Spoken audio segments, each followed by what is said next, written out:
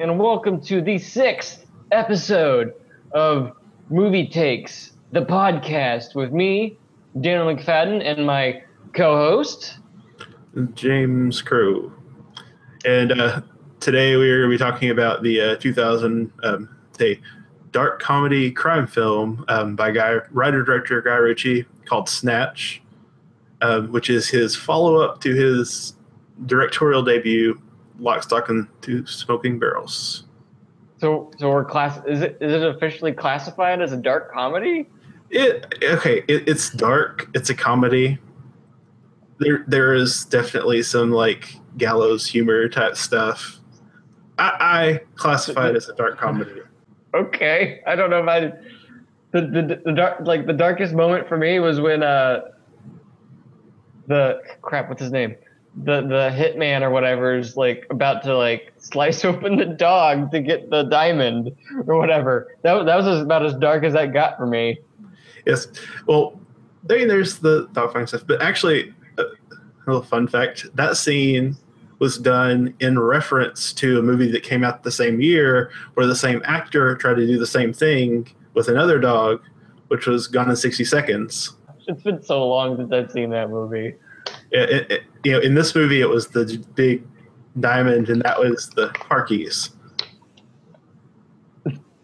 But no. But I don't know if I'd classify it as a dark. Okay, no, people die, people are murdered, but they're and like people are basically like tortured in kind of funny ways. Like funny. Okay. Well, there are people doing bad things in funny ways. It's maybe it's like it's a dark gray comedy or a medium gray comedy. A medium gray comedy. I'm going to write that down. But at the very least, it is a comedic crime film. Yeah. It's very often placed on lists of like the top heist movies, even though like the heist is pretty much in the first like 10 minutes of the movie. Not even that. Like it's like the first like 5 movies. It starts with the heist, and then the movie is all of the things that happen after that. Not even as a direct result of that. It is just there are things that happen after the heist. Any other movie, half the movie would have been devoted to the heist. Yes, that there would have been planning. We would have seen like a shopping montage of them trying on shopping Hasidic Jew wigs. Yeah. This movie it just gets right to it. But yeah, I love the opening. It's a very simple, very effective way of I guess. Maybe not introducing the premise, but it introduces what you're going to expect from this movie. You have these characters dressed up as Hasidic Jews, and it's awesome because it's shot. There's it's just camera moving across security screens. Yeah, that's it. It goes from one camera to another, and the actual like camera shooting the movie is just pans left and right and up and down to show them walking around until they get to the actual room where the diamond is. I wonder how much money they saved by doing that. I don't know. It couldn't have been cheap to run like 10 different security cameras. True, but like setup of like cameras and locations and stuff though. Maybe. Yeah. So. But anyway, it was. I thought it was a really inventive and really awesome way to start a movie and set a scene. And then of course they have the you have these like fake Jewish characters that are having the discussion about the validity of the Christian religion basically. But one thing about this movie is looking at the older reviews and stuff, it had a lot of criticism for being similar to other movies. Primarily, it basically just having just completely like copied shots and plot points from his previous film, Lock, Stock, and Two Smoking Barrels. Yeah.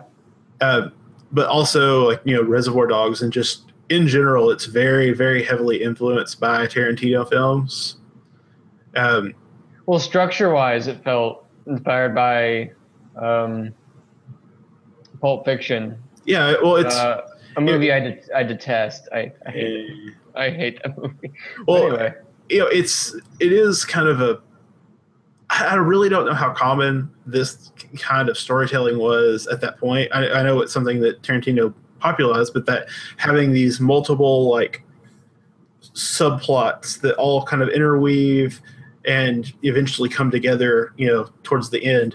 But even so, like you have, scenes like the car crash scenes. Yeah, that's I think that's the closest where they all came together. Yeah, where, people are just literally passing by each other and that sort of thing. I really enjoy it. Oh no, I think that might have been my favorite sequence of the entire movie. Yeah. I mean that's that type of storytelling I really enjoy, and it's.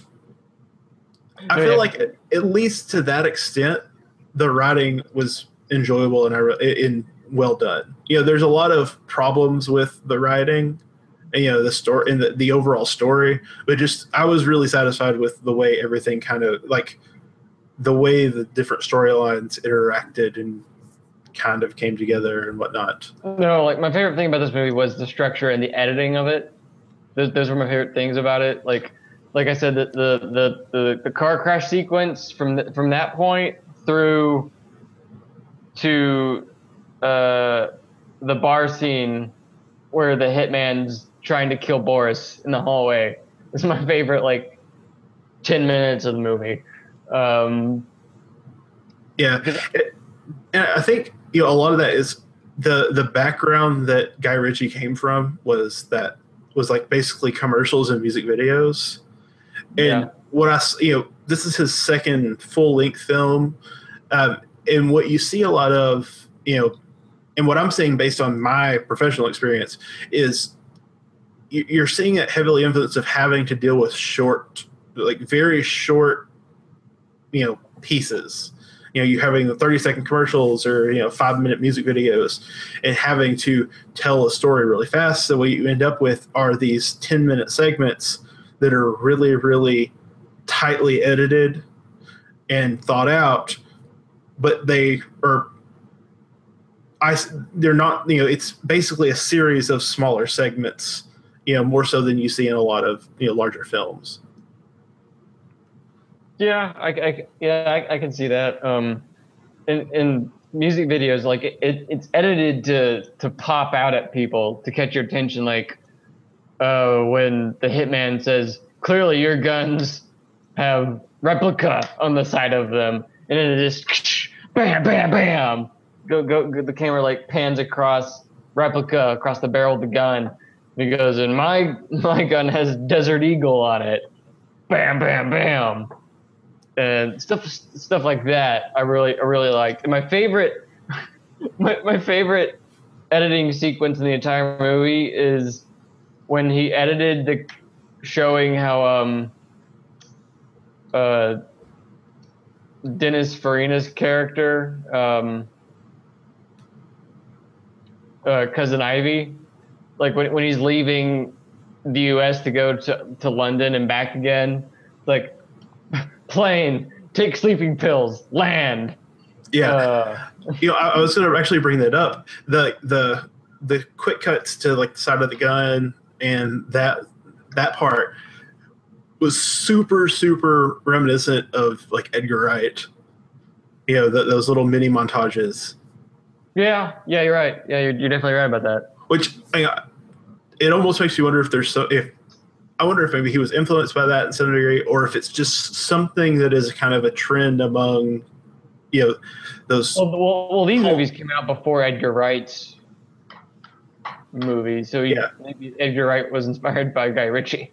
Yeah. See, I don't know if that was the case, or if it's just something that was maybe a trend of some sort within the cult British filmmaker type stuff. I don't really know, but it's really I really like those, especially especially the repetitive use of, Cousin Ivy, like, when I'm going to the UK. I'm going back. Especially after he accidentally kills the person he's with in that one scene.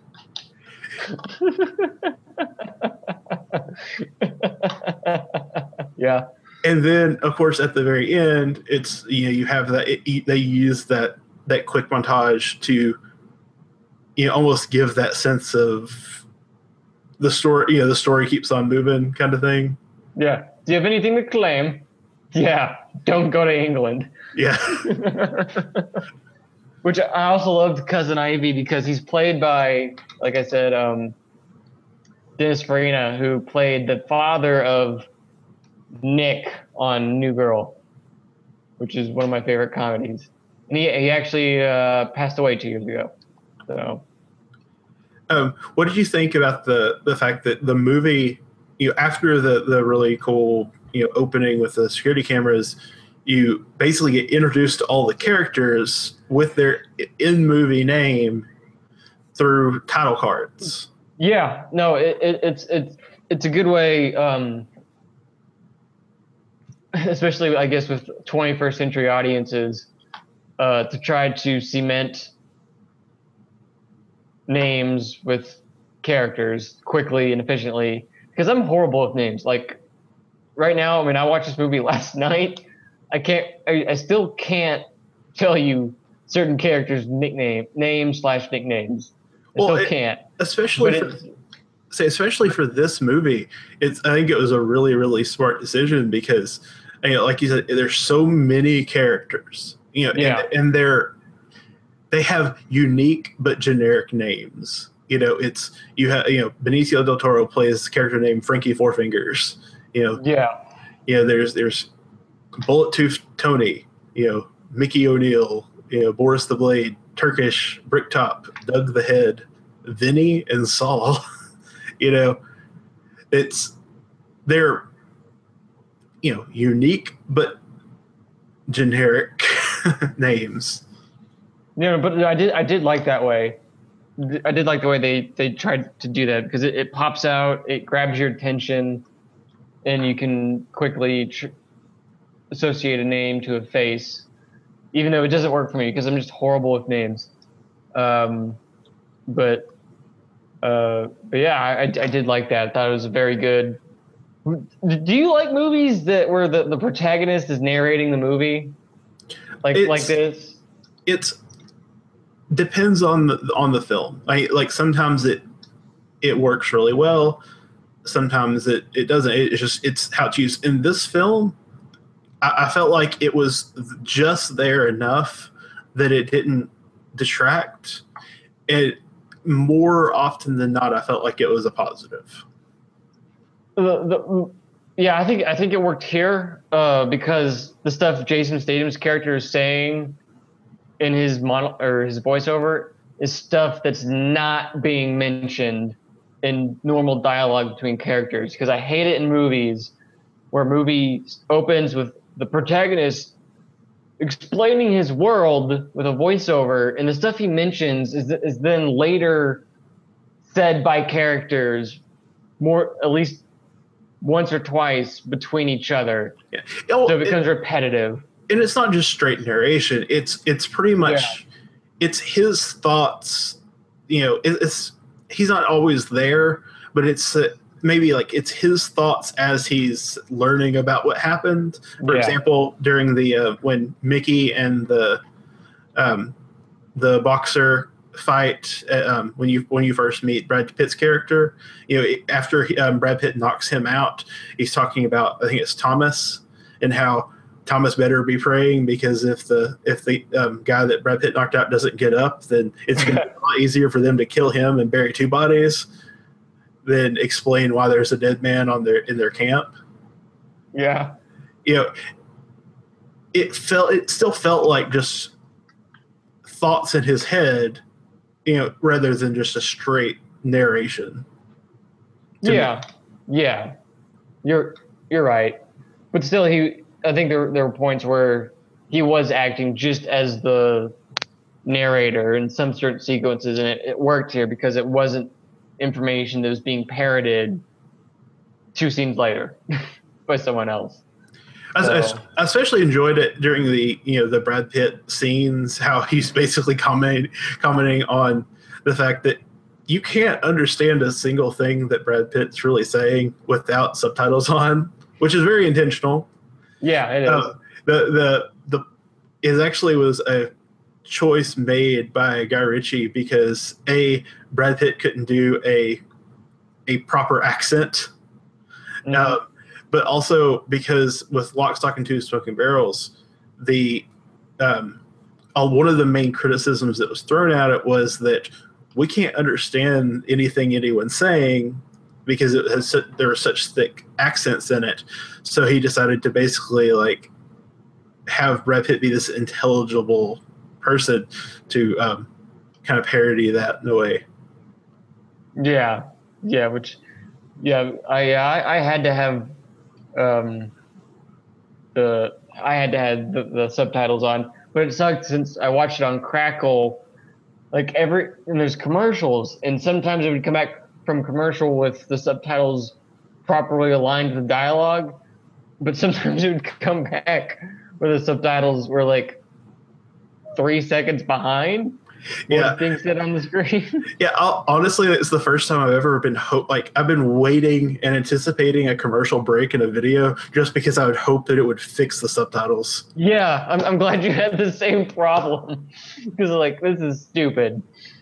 So like, unless they intentionally wanted us to be frustrated with what what he was saying. Yeah, maybe like using subtitles with a Brad Pitt's line was considered cheating by somebody. No, we're still going to make you work for it. So, I mentioned that there are some criticisms with the fact that it's very reminiscent of a lot of other films. But another one of the criticisms was that the film was too violent, which I thought was weird because it never really felt too violent to me. No, I mean, and really the most violent it got was during the boxing scenes. Really, I guess. There were some like after shots of like there was a scene where they go into the dogfighting thing, and there's an overhead shot of a dog that has been killed by another dog. That was like the only thing that was kind of to me. I think I missed that shot. But I don't think that anyone was ever actually killed on screen in this movie.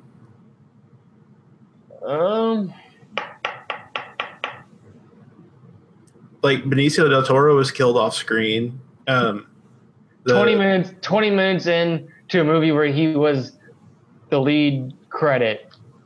Top bill. He was top billing, which I thought was pretty amusing. I love when that happens. Yeah, but like I don't know. I just find it really odd that the main criticism is the violence. I almost feel like they were just like, leveling some of the same criticisms they do at every Tarantino movie towards this one. Maybe. Yeah, I don't think it was particularly. It's mostly all implied violence. Yeah. But I get was this rated R? I assume so. There's many times they dropped the F-bomb. Oh yeah. Well, yeah. I would say definitely rated R because that was actually another criticism is the liberal usage of the F word in the movie. But. Which, I mean, that's a discussion for another day, giving ratings based off curse words and not violence. But what do you think of the storyline with the pawn shop owner that were sent to rob Franky Four Fingers? I felt like that was the most believable storyline in the entire movie. Yeah, I think that was probably my favorite. Like, other than the stuff with Mickey, that was probably my favorite part of the movie. I really liked. Was it Trevor, the driver, who's like the only competent person of that crew? Yeah, he's the one that knocks out Freddy Four Fingers. Yeah, yeah. Like, so wait, when they were trying to escape the bookie shop, were they pushing when they should have been pulling on the door? Was Yes. it? Okay. Yes. All right. Okay. I They just thought wanted they to were make locked sure. in. So Okay. right. So the pawn shop owner is a guy named Lennie James, and he's been in a bunch of like stuff, especially since this movie came out. No, he But, he was in Jericho on CBS. yeah, that's what I most strongly associate him with. But he's one of those people that he's in tons of stuff, and you see him and be like, oh, it's that guy. But actually, apparently, like there was a lot of, their stuff was very slapsticky, but apparently that extended to some degree to the actual filming. Then there's the scene with the in the bookies where he shoots a hole in the divider to point the gun at the cashier lady. Yeah. Because his partner is stuck in the divider, which is raised up, and so he's trying to get her to put it down. And so he shoots a hole in the divider, but apparently when he actually did that, the gun recoiled and hit him directly in the balls. The groin. Yeah. And that shot is actually used in the filming of the movie. And you like. No, I love the woman who was behind the counter. I really liked her. I loved her delivery on her lines. All bets are off. Yeah. Like she wasn't scared at all for whatever reason. Yeah. But yeah, I really like. And then of course whenever they after Trevor points out that they were pushing instead of pulling the door, they get in the car and speed off, and Trevor sees Franky Four Fingers getting out of his van, which he backed into his van and locked him in. I thought he had been like knocked out when they first crashed into it. No, when he backed the car in, he basically blocked the doors from being able to open. Yeah, I know that, but I also thought he'd been knocked out from the impact. But I don't know. It's kind of silly as a lot of their stuff was. I really enjoyed it. But I do think my favorite sequence in the movie was when the hitman's trying to kill Boris in the hallway, and he shoots him like I don't know how many times, and like he has to reload and stuff just to shoot him. But like Boris being car, I'm pretty sure Boris got shot in the face too, but somehow survived. Yeah, he actually like ran out of bullets. He goes to shoot Trevor, who's laying in the hallway, and he points his gun down, pulls the trigger, and he's out of bullets. And I think he says like something along the lines of you lucky SOB. Yeah, like yeah.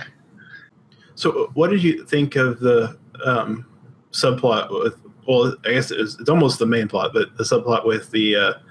I'm not sure the proper term, but they refer to him as the Pikeys. Oh, where their secret plan to take down what's his face? Yeah, but it was nice because we didn't know about it until it happened. It was in the background for us not to really pay attention to. But his Brad Pitt's Mickey's obsession with getting a new caravan. In Periwinkle Blue. We and like Jason Statham and Tommy, like they were the ones that wanted a caravan, and then it turned into Brad Pitt's character wanting a caravan. Wait, who was the head bad guy? What was his name? Bricktop? Was that it? Bricktop. Yeah. He was cool. But like he liked to feed his victims to pigs. The preferred number is 16. Like he had it down to a math. Like they consume a human body in X amount of seconds. So, but now I'm rambling. With the the Red Pit crew thing, one thing I thought was really cool about it is you have this group of people that's very much disliked, like not just in the movie, like in just kind of larger society. In Europe, you have like the travelers and stuff, which I think maybe the non-pejorative term for them, but you have those type of people which are very heavily looked down on, and in the movie they end up being like kind of the most level-headed, sane people in a way. They got their crap together. Yeah, they're the only ones that really have it together, and you have all these people that are just kind of scrambling and just doing stumbling over themselves. Dude. Yeah. And, and they all, like, he obviously he doesn't throw the match like he's supposed to, and that's kind of, and that ends up getting his mother killed. But instead of going nuts and doing something really stupid, like everyone else is doing, they just come out with a planned out way of just getting direct revenge on the people that are responsible. And then we never see them again. Yes. Like the very next scene is Turkish and Tommy showing up at their camp and they're gone, and the FBI, not the FBI, whatever authorities there are in London, showing up. So. What did you think of all the basically the dog subplot? like I said, the darkest moment in the entire movie for me was seeing Vinny wanting to slice open, and Vinny didn't even want to do it. Like he's like, "What? I'm not gonna do that. What are you talking about?" I was really, really legitimately cracking up when when all of that kind of goes down. Whenever he basically decides he's right as he goes to cut the dog open, I guess Vinny, who has the dog that he got from trading with the travelers, basically gets up in between him and the dog and tries to protect him and stuff, and he has the diamond, he pulls it out of his underwear, but everyone just starts freaking out, and the dog starts biting people, like chasing people and biting people, and he actually apparently, the dog actually legitimately bit again Lennie James, who's already had his fun bits injured once. The dog apparently bit him in the genitals like in real life. Oh god. But I do love the idea of this hitman. Like, I'm not gonna. I really don't want to harm this dog, and I don't think the viewers in the theater want me to either. So, would you say the end of this movie could be referred to as a bit of a Deus Ex Dogma? Deus Ex Machina? No, Dogma. Because the dog grabs the diamond and runs off and shows up with Jason. Shows up at the camp with Jason Statham and Thomas. Well, apparently the camp and where the dog had been were really close together. That's the impression I got. No, see, the travelers have the dog, and they I guess train them to come back or something, because they throw the dogs in with all their bartering for some reason, and so the dog just came back to the camp like he was supposed to be trained to do, but it just so happened that Jason Statham and Thomas were there, and the cops show up, and their excuse for why they're there is they were taking their dog for a walk. Yeah. So they take the dog with them, and the dog ends up they take him to the vet because the dog had swallowed a squeak toy, which was hilarious. Yeah, I was like, I watched it do that. I was like, really? What? And so they take him to the vet, and then the vet finds the diamond and the squeak toy. and that's how the movie ends. I would never. No, it ends with They calling up cousin Avy. It's like I might know a guy. Sleeping pill, plane, London, stamp on the passport at the end. I liked that. Yes, I liked that was great. I liked that ending. I really did. But yeah, as we've talked about it, I think I've liked it more than I originally did. So yeah, I liked it. Don't know when I'll watch it again with proper subtitles. Yeah. Did you like it enough that you may want to check out Lock, Stock, and Two Smoking Barrels? I don't know, since everything I've seen is like, oh, it's a lot alike. So, see, way back in the pre-Netflix streaming days, my wife and I decided we really like heist movies, so we watched Lock, Stock, and Two Smoking Barrels and Snatch. We rented the first one, sent it back to Netflix, got Snatch back in, and I was thinking about watching both of them since we were doing this, but I was afraid they were going to blend together too much, and I was going to get confused. No, but Lock, Stock, and Two Smoking Barrels. I remember for years I would visit my grandma's house, where my cousin lived with her, and in his room there was always a copy of the VHS of Lock, Stock, and Two Smoking Barrels. So, see, for me, it was that video at the video store that I never rented. That I saw it every time, but for some, at that point in my youth, it just was never looked appealing. Yeah, I'd rather watch this than watch crap. What's the movie that got a sequel in the last couple of years that has William Dafoe in it? Boondock Saints.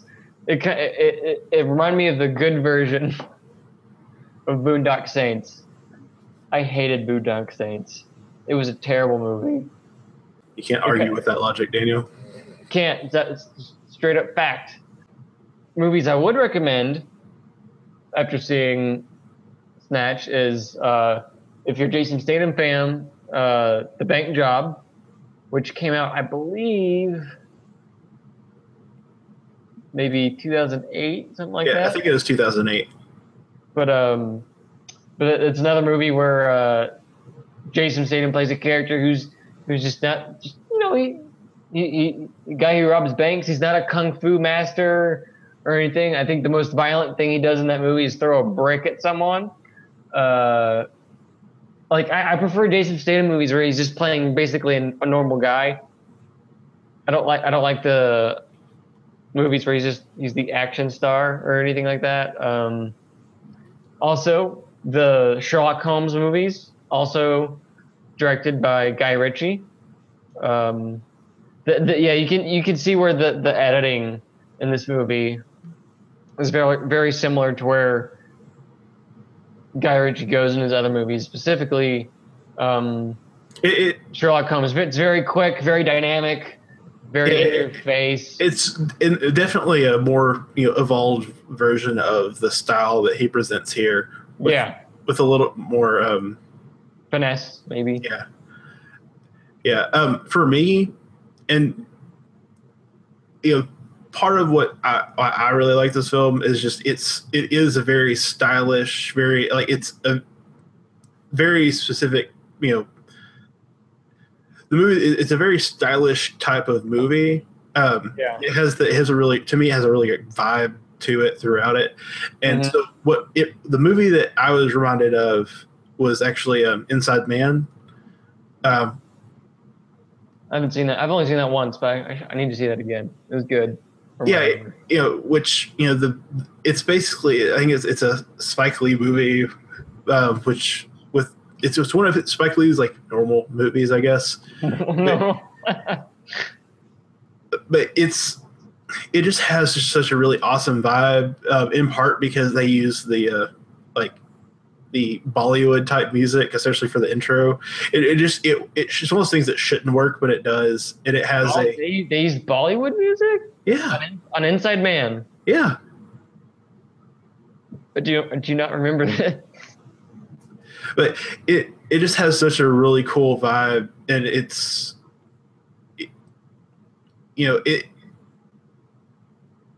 I always really enjoyed watching that movie. I need to see it again. It's been years since I've seen it, but I do remember liking that. So, yeah, I would recommend The Bank Job and the Sherlock Holmes movies. Cool. So, overall, would you recommend this film? Sure. Yeah. I mean, like I said, as we've been talking about it, I think I've enjoyed it. I think I liked it more than I did when I was watching it. But also, I kind of got interrupted in the middle of the movie to talk to Matt on the phone. So, yeah, and of course, I mean, I recommended the movie, so I'm going to say that I would recommend it to other people. I think all of the Guy Ritchie, he's not necessarily the best director, but he's a stylish enough director that he's worth checking out.